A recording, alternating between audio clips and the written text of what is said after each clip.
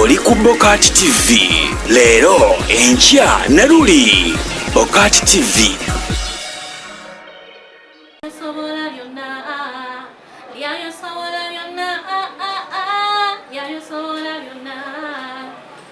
Twaliza ku BOCAT TV olunaku olwaleero era tukyali mu mukono seeta etulina baana balenzi ne baana bawala abali mu Neyimbira Byange biri omwaka tubala gibeera ebiri wa nsonga twazikiramu wakati 2019 ne tuzikiramu awo ne tukuba endubu 2020 ne gula ne kufa ne tugaba katukiddemu 2021. So bano beba ex Neyimbira Byange ba expendables abazirwanako si bwe kiri mwazirwanako kozi ne bwaba ogenzeyo obugenzi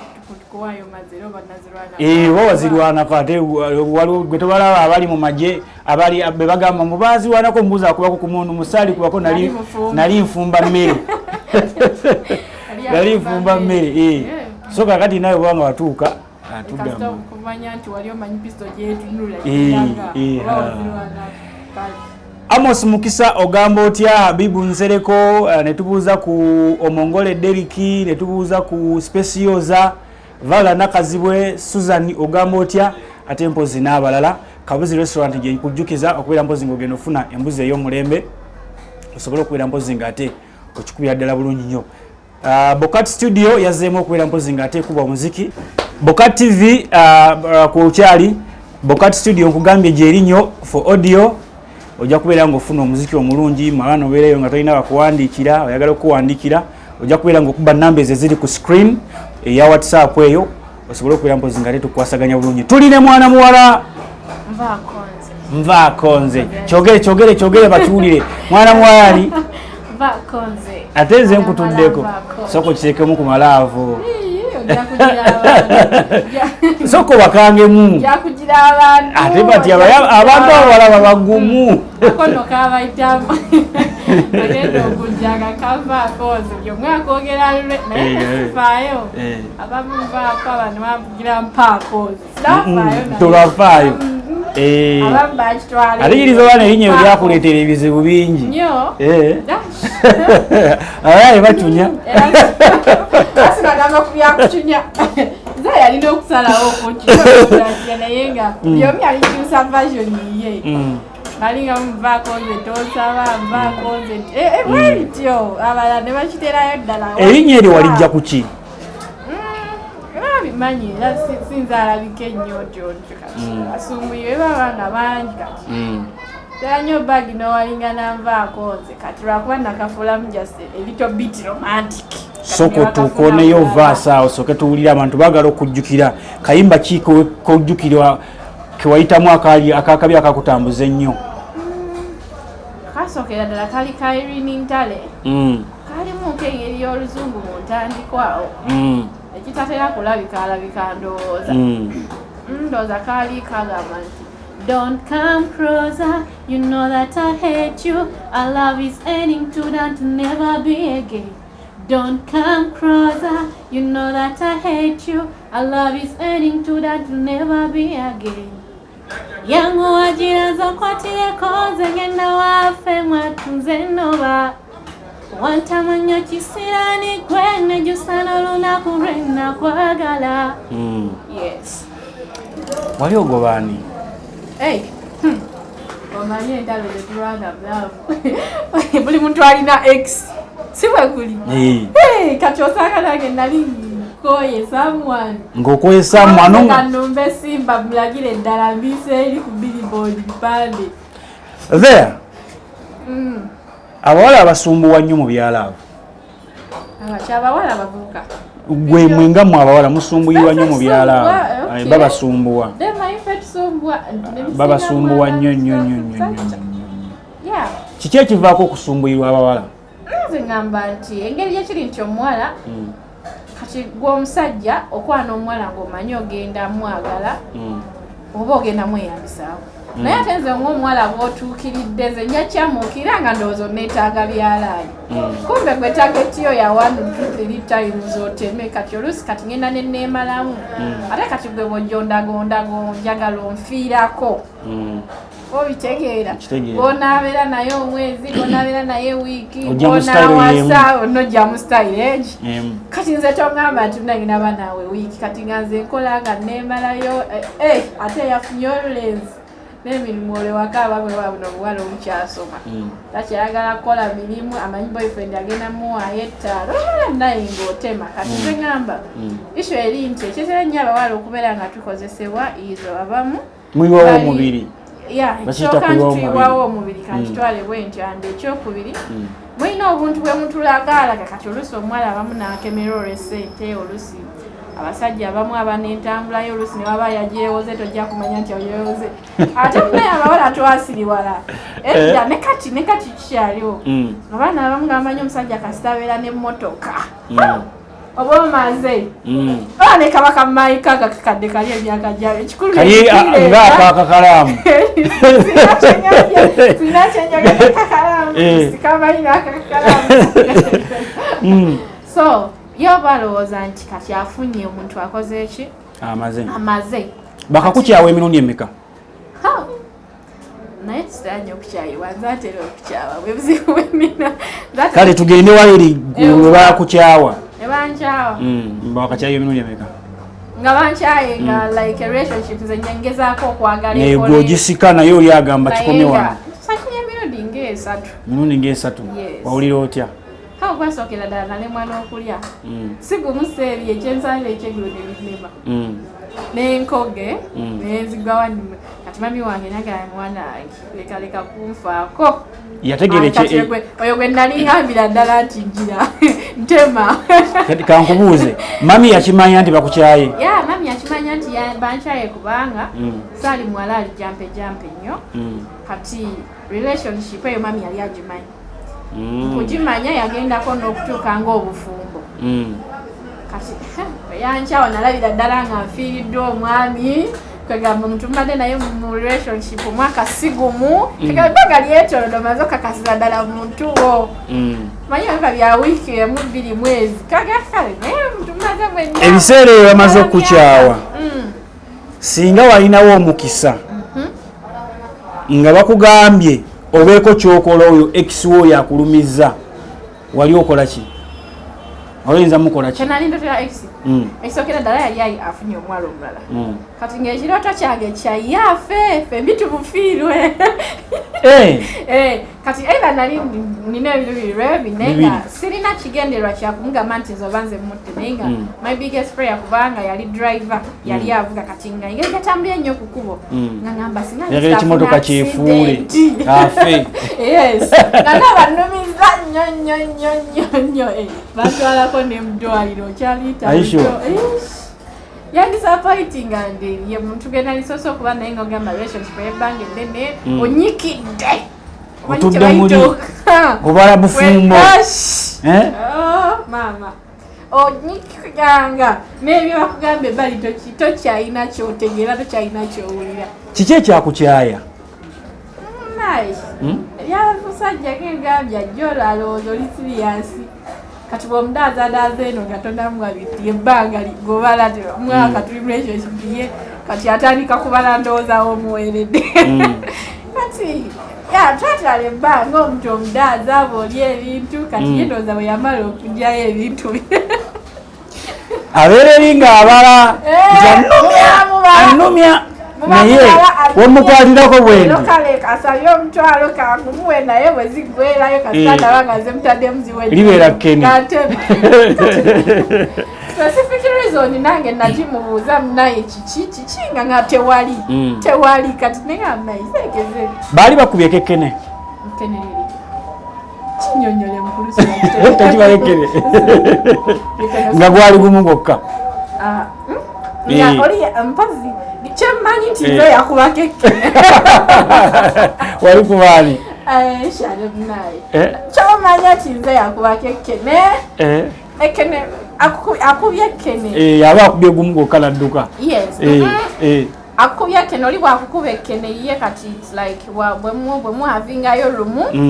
kati gwaddamu okumwegayira naye nzemu nkulabeagana abadduse kati kitegeeza kati nze yakuba ekkene kubanga yera damulangubirako njagala mpulabeko naye nga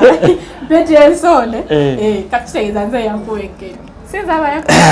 tuli ku BOCAT TV SULA SSENYONGA tuli ne mwana Nvako nze tuli ne mwana Nvako nze ariko Neyimbira Byange 2 era nga mpozi yamu ku baana abatambuza mpozi ekintu obulungi ennyo era baali basinga okubeera mpozi nga ate basounding oba nga bawulibwa Nvako nze Neyimbira Byange omusangamu otya? Neyimbira Byange nze ng'omuntu yasabeera mu bbanga ddene kubanga kyenyinza okugamba saatuuka yadde ku semi-finals naye alina ekintu kya creatingamu ng'abaana bwe mumitinga awamu mufuna different ideas buli omu okuba eri munne anti nakizuula nti abamu yes buli omu agendayo olwekigendererwa ki kati nze najja nga major emphasis yange teri kukuwangula nali njagala nange eddoboozi lyange liwulikirweko ku mpewo nali situukangako ku mpewo ekyo kyekisooka so kati nga njayana ngende ndaba studio yo nga yeefaanana etya kati najja n'ekyo naye nga emphasis yakuwangula kati bwe nayogerako n'abaana omanyi oluusi kati bwe mukuŋŋaanira mutoka ne mukuŋŋaana ne mwogera ne munyumyamu mufuna contacts kitegeeza mufuna emikwano obuilding a friendship surprise abamu nyanyumira kubanga ne kati abamu nkyanyumya nabo tunyumya ne tuseka ne wasinga kusangamu buzibu ki? we nasangamu kati of course ndi muwala kati abaana abanne era wabanga olabika baagala balumbe baagala balumbe wababuuka tebababuuka ani ne yali asazeeko mu binnyo ne munayi kyaka lwakuba nasangibwa n'eno gyenva ewaka nga ninayo kalagezaako ku building a strong relationship kati nga ndaba bwe naaba mugize njaba mudisappoint nze kati n'engeri gye banjiwako nga ndaba njaba mulumiza kati namubuuka naye yali ansazeeko bubiri wali owedde era siba kubanga wali yanumiriza eno gyenva eno kitegeeza ekizibu kyali ekyo kyokka gwe kiwasanga omuntu ekizibu kye nasanga because the presenter nga aba radio tebeeraga bali kind of friendly be bantu aba opening up nemubeera bamukwano samawa ekisaanidde ne batasuka kuleka kusuka limit yo so nandiganye nti oba presenters beeraga no bali friendly nnyo bakukwata ng'era we balina okukwata so kitegeeza tewafuna tocha yonna ku direction giddeko mwana ki yasinga okunyumira mu Neyimbira Byange era golabira ddala nti mutuufu yakuyisa bubi wensingira ddala yali Kajimira ekisookedde erinnya nga ddyo lyali lintabula kati nga n'engeri gyasengekamu obwongo bwange tebujjukira nnyo naye singa mbadde nkyayinza okujjukira ebimu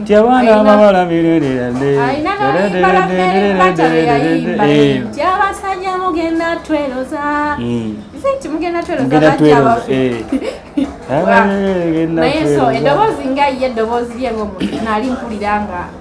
ayimba ebinyuma n'eddoboozi lye linyuma kati nga naye ye ng'omuntu alina engeri gy'alimu fane kati mpozi naani namwandu mudalizo mudalizo oyo gwensinga okwagala okulabirako ddala so yankolera kati ate n'abantu bo bennyini ku kitundu gyemba n'abakolera bw'ova mu Neyimbira Byange obulamu butambudde butya? nze omuntu kye nayagala mu Neyimbira Byange ekisooka nti nakifuna nti nayagala eddoboozi lyange neliwulirwa liwulikireko ku mpewo ekyo nekiwulirwa anti ebigambo ebimu nnyinza okuba nga engeri gyegwa gwali omwaka gwange ogusoose ekintu kyonna obanga wakakijoyininga tokibaamu nnyo ne experience omala maybe kati nga olaba nsolima ye abaddemu experience okumala akaba kati gyokoma okubeeramu kyemmanyi ogenda oyiga ensengeka y'ebigambo obizimbye otya weeyongedde otya okukola ekintu ekinyuma naye at least eddoboozi n'abantu balina engeri gye liba lyagalamu ngeri kale eddoboozi gyo lyali nyanji so ku kitundu kwembeera at least they appreciated that nga nina eddoboozi nina n'omuntu oyankulako yali mukwano gwange musawo nagamba naye kimanyi Nvako nze nali faaniwo wali tomanyi naye nalinga eyo nga ndi faaniwo ng'era kasita mmanyi olunaku kaseera mnindira mmanyi olunaku lwoddayo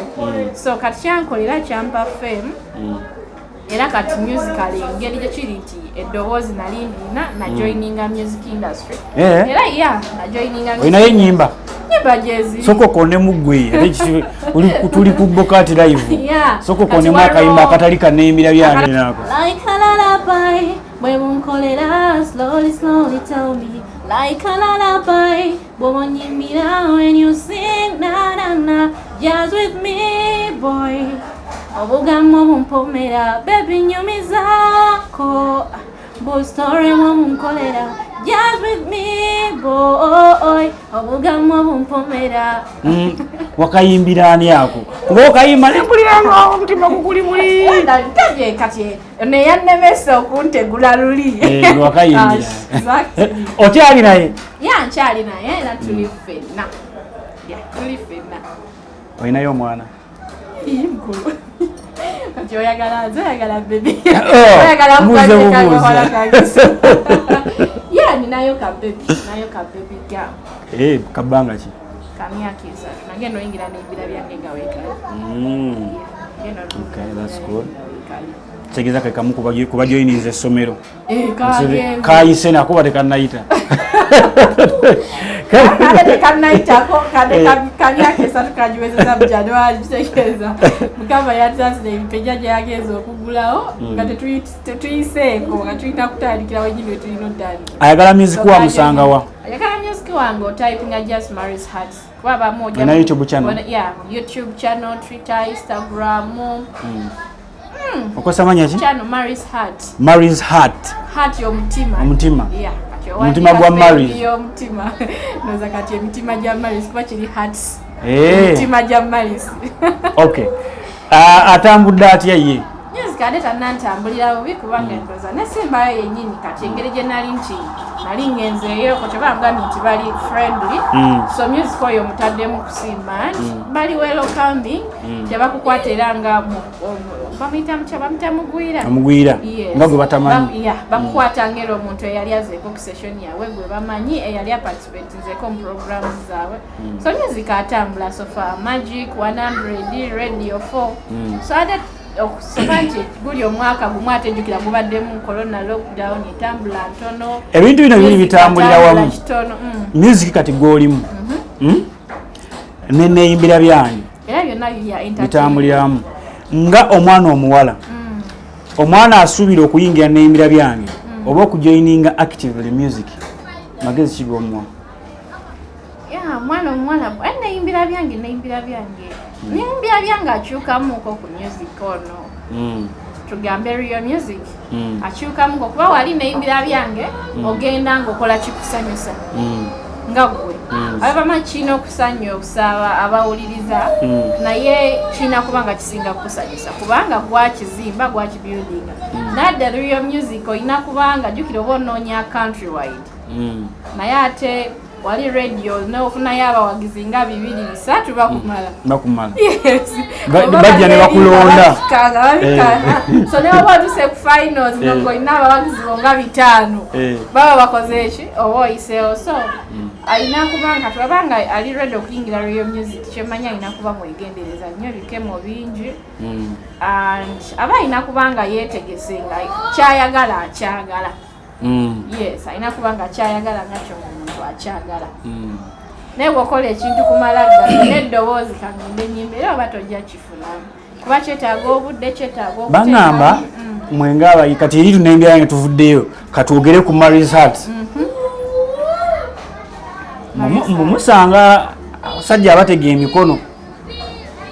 bagitega naye olina omuntu nga gwe tebali mu music industry gwe okumugamba nti munnaayo omulimu ogufunye oba togufunye yes so it's a pod Yomuwala kyobalaba nti gambye nti alina kubanga ali focused ku kyayagala ate era okimanyi nti obulwadde gye buli oba owokukyalo kyo yakukwanye n'ogaana si abansonga lwaki fine tugambe nti oba presenter oba audio producer oba video director akugamba n'otagana kubanga ekintu ekyo oba togenda kifuna ku bwereere lwaki temwagala abaana bakukaalo kamu abaana bakukaalo kasitaisa oskulidde ku kyalo osomedde ku kyalo ofumbirwe ku kyalo ndikibusadde obwongo n'abaana era nzaale bakukyalo togamba ku kyalo oba onoogoba abatwangwira okwagala era be bano kati nga olaba SULA kozi obeera wasula nze mbeera Matugga kati nga bonaava Matugga n'osanga eri mu Sokole Nakisunga awo kati bw'onkwana maga si waakunera ne baba onkwanira wa mu state bamanyi nti ogenda kunzirawo bwe babikutte bulungi ogera kuzjawo koeki so kati weebuzibu obwo ogenda nobalabalamu ngerewo nokwagala omuntu akulyawo buli kaseera akubibi bakuyita kukola ki. So what do you do now? Kikyokola apart from okuyimba ate era okosinga omuyimbi okwewala ebikeme ebyo nti osobola okugamba nolina okubako n'omulimu ogukubeezaawo. So ndowooza tubadde tukyali awo tukyagezaako okwefunganya nga bano era ng'okimanyi nti kati ng'ejja tuli nti ebitundu byanjawulo so ne lockdown kati era twali tukitandise nga tukitaddemu n'amaanyi kati tebaddamu okutugalira kati njagala badde Emboozi tubayitemu naye obamanyi oli alowooza oba oyagala kuleeta kufuna okugenda na senta